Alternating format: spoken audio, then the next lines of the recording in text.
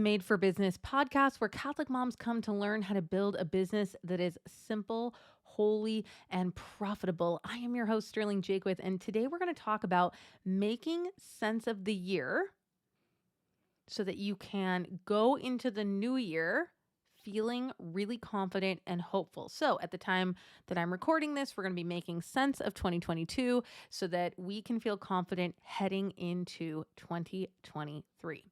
So this is very important. You want to kind of blow by the year because you have a lot of thoughts about it. And some of those thoughts feel painful. And so you just kind of want to shove them all into a box, and you want the dopamine that you get from feeling excited, from dreaming, and from making plans in the future. So we kind of want to review the year quickly and then dive into the next year's planning because it feels good. But I will tell you that the more we linger in last year, it's not the more we linger, it's that you want to linger there until everything feels really good. Until you feel at peace with everything, until you have made sense in your brain that you created all of those results. Okay? Now, actually, God works through us, so everything comes from God, but we are either helping him and we create the results easily in a holy sainthood way, or we're kind of like fighting him. We're oxen, we're yoked, but we're like, we want to go this way. And he's like, really, but we should be going this way. Right? And we make it challenging. And sometimes when we do that enough, we don't hit our goals. Okay. Now it's probably a deep theological question to say, was that his actual intention, or had we acted differently? Would we have shown up differently and that was his intention? I feel like it doesn't matter because it's already done. So anything that's already done, we don't need to argue with it, but I just want you to make sense of it. I want you to make sense of the good things that happened and the things that your brain is telling you were challenges or failures or setbacks or problems. Okay? And so we want to make sense of both of those until you feel a warm, glowy bubble of yumminess in your body where you feel really solid and confident walking into 2023. Okay, so we're going to break down some examples of that. So I made a list of just common things that we perceive as failures or setbacks. But remember, when we do models about things, we're going to put a neutral circumstance in the C line. And I'm not going to run through models on this call. I'm just going to pick examples of things that your brain thinks is a problem. I just want you to know that it's not a circumstance, right? It's not provable in a court of law that you failed. That's just your opinion about a fact that happened. So we could put your sales or the number of clients or whether you launched your podcast or not in the C line. And then you just have thoughts about that thing. And those thoughts are making you feel certain feelings. And this is true of the things you feel good about, and it's true of the things that you don't feel good about. Okay. So something that might have come up for you in the past year was conflict. Conflict within yourself, conflict with your clients, conflict with your team, conflict with a vendor, a contractor, somebody you partnered with. There might have been conflict or tension that came up this year. What does your brain think about that? Does it feel like something went wrong? And one of the ways I know that I haven't made peace with something is if when I think about it, I feel angry, sad, disappointed, shame, guilt, hopelessness. All right. So this was a big lesson for me in 2022. I had to step into a lot of conflict this year, and I'm pretty conflict averse. So it was really outside of my comfort zone. And I just shifted my identity. And I just knew that if I wanted to build a 7-figure business, that I was going to have to be a person who was willing to have conflict. And so I could have looked back at the year and made a list of all of the conflicts that I had and just thought, oh, that was terrible. It was so yucky. Why did that happen? I wish it wouldn't have happened, which is kind of what my brain offers, right? Oh, I wish that hadn't happened. I wish we had just figured it out. I wish we didn't have that conflict. But the way that I make sense of it is by saying, you know what? I see exactly why God brought that conflict, and he strengthened my conflict muscle. And I feel more confident heading into 2023, able to handle conflict. So, see, I've made sense of things that were challenging and I have framed them, which means I've put on like hopeful glasses or confident glasses, and I'm looking at those challenges and just deciding to believe that that is the evidence that I'm going to be more successful next year. Right? I worked on these conflict muscles. I'm bringing those muscles with me into the next year, and so I feel confident. So you want to do this, anything that feels yucky. You could even just say, what feels yucky about 2022? And then I want to invite you to just sit with each thing and see if you can't change your thinking about it, change the way you're framing it until it feels warm in your chest, some version of warm, conviction, peace, gratitude, right? Like I'm actually grateful that God gave me all of those lessons because I really needed to step up and learn more about conflict for, I'm pretty sure, what I'm going to face on the way to 7 figures. Okay. So the next one would be a failed launch. Now, right off the bat, failed is an opinion. So we can't even say that in a court of law. Your brain is just calling it a failure. I don't use that word a lot. Certainly not when I'm looking back at something. But, you had a goal and you didn't meet it. That is provable in a court of law. We could look somewhere when you wrote it down and you said, I wanted 15 signups and I got 7 or 3 or 0. And your brain is like, oh, that was a failed launch. Okay. So if I say, okay, we got to sit with this until we feel good about it. Ask yourself, how can I feel good about that number? What was God teaching me? What did I learn? And why did I absolutely need that experience to set me up for a successful launch in 2023? Or maybe you were launching something that wasn't quite the right fit for you. And it showed you that. Maybe your heart wasn't in it. Maybe the offer wasn't exactly dialed. Maybe it was a group of people that you don't really want to work with or you don't really feel called to work with. One of my clients, she created this just really outstanding course. I loved the name. I loved the modules. She was so intelligent. I just thought it was a fantastic idea. And as she began to get more into it, she realized, I think with great wisdom, whoa, I'm kind of introverted. Supporting people in a high-touch coaching, processing their feelings business is kind of overwhelming to me, and I don't think I would enjoy it. And she saw that and then pivoted into a product-based business. And so I don't think she's looking back and thinking that was a failure. I think she is probably really glad that she explored that.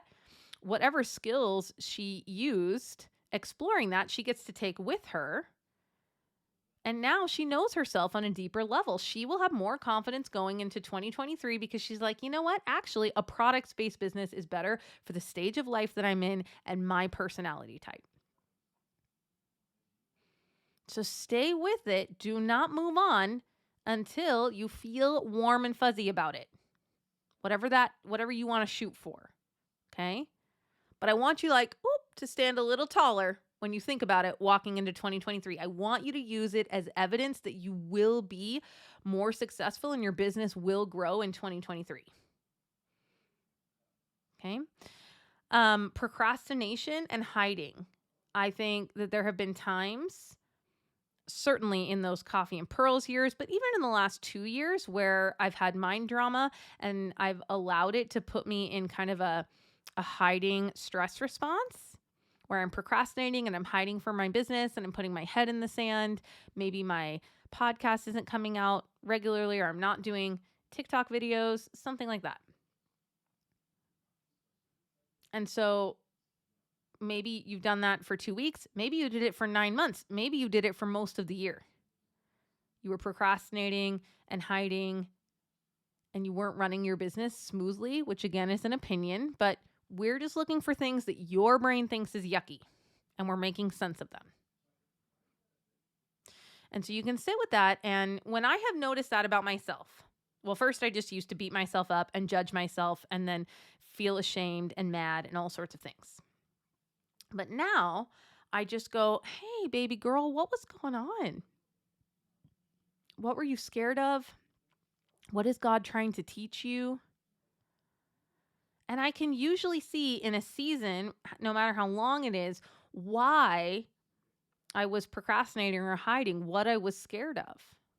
Because remember, God does not give us fear, a spirit of fear, power, hope, self-control. And so when we're in fear, he's standing next to us and he's like, oh, daughter, you're missing it. You're missing something. So we want to be able to see what that is to make sense of that phase. One connection I really like to make is if you are spinning out in mind drama and not controlling your thoughts, and it's creating the result of you procrastinating and hiding in your business. And so it's not taking off. You're not making progress, particularly for a long time, like 6 to 12 months. When you really see that, when you really see that you're not bad at business, it's not that you don't know what you're doing. It's that you had thoughts, you believed them, and it created the action line of procrastination and hiding. Then you could feel really warm by going, oh, that's really quite simple, actually.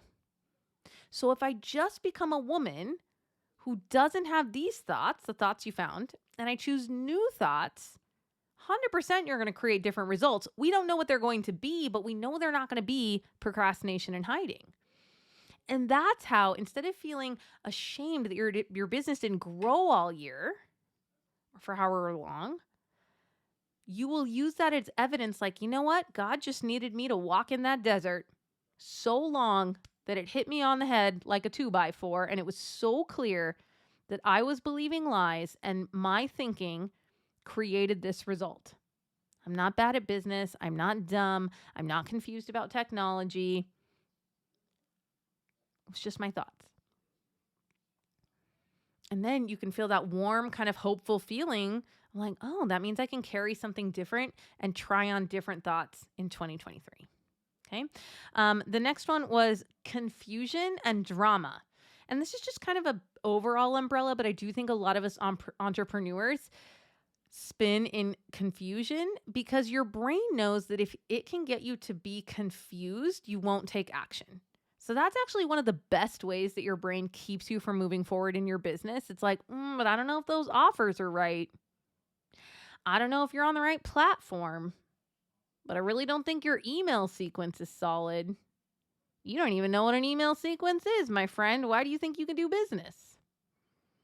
Right? Like your brain loves to keep you confused because that's actually the shortest way to get you to stop. It takes much longer to make you feel dumb. If it can just get you to feel confused, feeling confused and chewing on something feels like action. So it tricks you into feeling like you're thinking about your business and you're doing something, but you're really not. You're just indulging in confusion. So that's one thing I've been doing for the last couple months is when I notice myself being confused, I just go, I'm not confused. I am not going to indulge in confusion. I know what to do next. And I just get quiet. I sit with the Lord and I go, Lord, what do you want me to do next? I am not confused. It's so powerful. Okay, so any kind of drama, anything you're chewing on something keeps you from working on your business. So I just want you to be like, brain, none of that. I got your number. I see your tricks. You're not going to get me to spin out in confusion and drama as a way of getting me to not work on my business. Okay. Avoiding sales and marketing. There have been many times in my business where I really just thought that I could skip over sales or marketing skills, that I could phone it in, that I could stay in my comfort zone and not learn something or practice something or ask the hard questions. But when I am willing to see that very clearly, when I'm willing to see that the thought, I am bad at sales or I'm not willing to sell hard, something like that, then my business doesn't grow. And it's a learnable skill. And if I want my business to grow, I need to learn sales and marketing. And that's where I'll just get really real with myself. I'm like, hey, do you want to make more money next year? We're going to have to do this. Is that okay with you? Are you on board with this plan, brain? And it's like, no, I hate business. I don't want to do it. And you're like, I know, but we're doing it because we want this thing. We want this life. So it's really important you know why you're in business. One, because God called you, but two, that you know what you're doing with the money. It's got to be a big reason to get you going on the hard days. Okay? And so just be honest with yourself. Are you not great at sales and marketing because you have not learned about it or practiced it or been willing to step outside of your comfort zone or try new things? Are you hiding? What result did that give you? Do you want a different result? Can you make sense of it? If you are still spinning out and blaming and being in a victim mode about the last year, you're going to have the same year again. Okay? I love you. I said that with love. Okay. And then the last one is just compare and despair with other people and feeling unwanted. Don't look at anybody else's stuff. God has a unique timeline for you. Your clients are going to want you. There are like 5 Catholic business coaches. But all of us are so different. Right? And we all have kind of like a slightly different thing going on. And even if we didn't, even if we literally had the exact same offers, let's say all 5 of us had exactly the same offers and they were all priced the same, you would just feel drawn to one over another. And so do not compare and despair. That is not a Christian behavior. You keep your eyes fixed on the Lord, you pray, and you do what he tells you to do.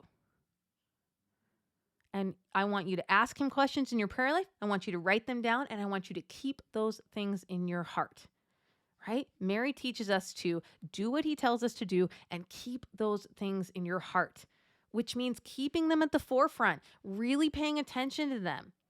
I don't want you praying and then leaving God in the prayer basket and then battling your day on your own and forgetting what he told you, which all of us would do if we didn't purpose to keep it front of mind. Okay? So here's the thing. We all have these doubts and these fears. We're like, oh, if they really knew who I was, if they opened up my brain, they could see I'm not good at sales. I don't understand business. I'm terrible at social media. I don't know what I'm doing. I'm a terrible writer. I'm a procrastinator.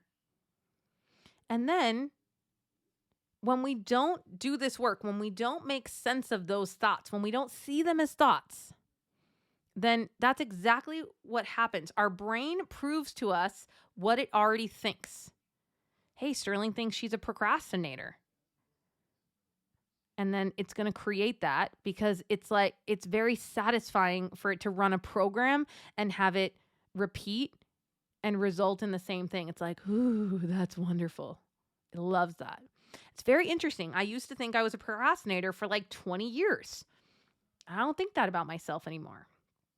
I have different things now. But that one I've pretty well shed. I don't leave things to the last minute. I'm pretty good at scheduling. The other day, I didn't have something ready to go 2 days before it was happening. And I felt a little uncomfortable because I haven't been that close in a while. And I just caught myself being like, girl, we used to stay up till 3 a.m. to do everything. I'm pretty proud of you for being 48 hours ahead of that. Right? I don't think of myself as a procrastinator, which means there was some year where I did that a lot. And I looked at it and I saw very clearly, Sterling, you are thinking things that are leading you to be a procrastinator. It is not helping your business. Do you want a different business? Do you want different results? Great. That's exactly why we had to have that year. It had to smack you in the face so many times until you were fed up.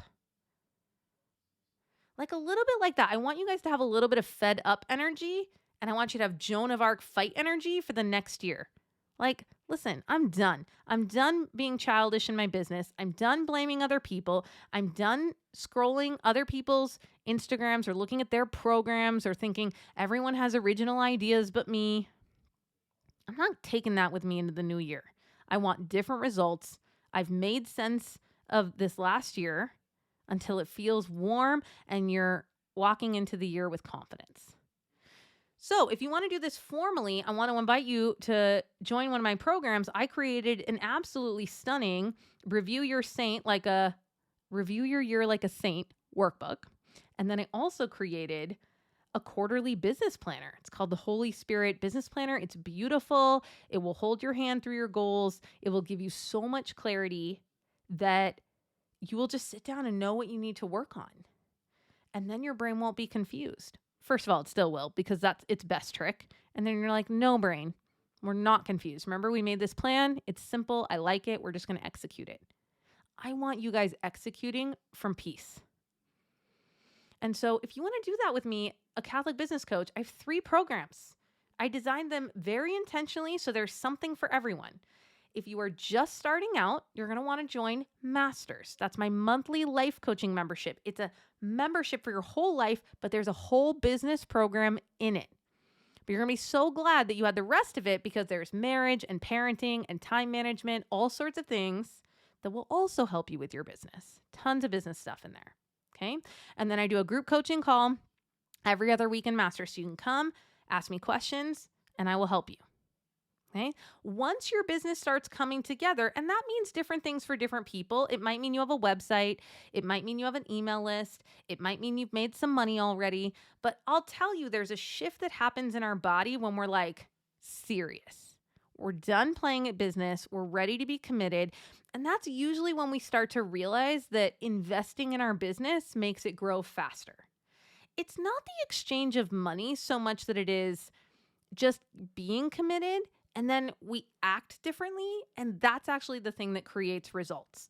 But I'll tell you, in the Made for Business Society, which is a year-long program, I like to call it business school, I will walk you through strategy, step-by-step processes. We do a lot of challenges in that group, and we do group calls. We have workshops, marketing calls, strategy calls, and then mindset calls. And then I have a Slack channel that's just for that group, and I will coach you every day. You just bring me your drama, and I'll just straighten you out.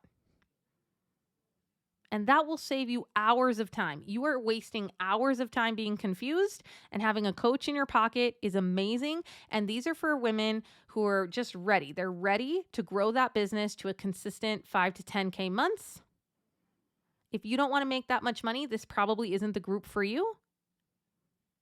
But if you're like, yeah, I would like to have consistent 5 to 10K months, the Made for Business Society is perfect for you. We have amazing results in that program. And then once you've done $100,000 in a year, you're going to want to come join me in the Marrying Mastermind. So that's a powerhouse group of women. We meet in person for 2 days, and then, weekly after that for 6 months. And we also have an amazing Slack channel. And, we're really balancing the high level problems of how do you build a big business while raising kids from home. Once you made enough money that you're, paying for private school or making your life better or saving money, and you just get to this point where if God has put it on your heart to keep growing, you have to make sense of that. Because your brain, particularly as Catholics, will say it's wrong to want money. It's wrong to grow. Don't take the time away from the kids. But I'll tell you, and I say this all the time, the only reason to be in business is because God asked you to. So he may be asking you to grow a bigger business, and we're going to steward that money really well. And so in the mastermind, we're talking about stress. We're talking about families. We're talking about your marketing campaign, metrics, the lifetime value of a client. And most of all, we're just constantly coming back to this idea. Are you working from peace? Because that's what God calls us to do. He does not call us to fear, being frantic, hopeless, stressed, confused. Those are not fruits of the Holy Spirit, my friend. So I hope this has been helpful for making sense of the year. No matter what happened, sit with it until it feels good, until you're absolutely convinced that all of those things have set you up for a killer year in 2023. It's totally possible to think that about everything that happened last year. I promise. All right. I love you. I'm praying for you. Get to work and have a blessed day.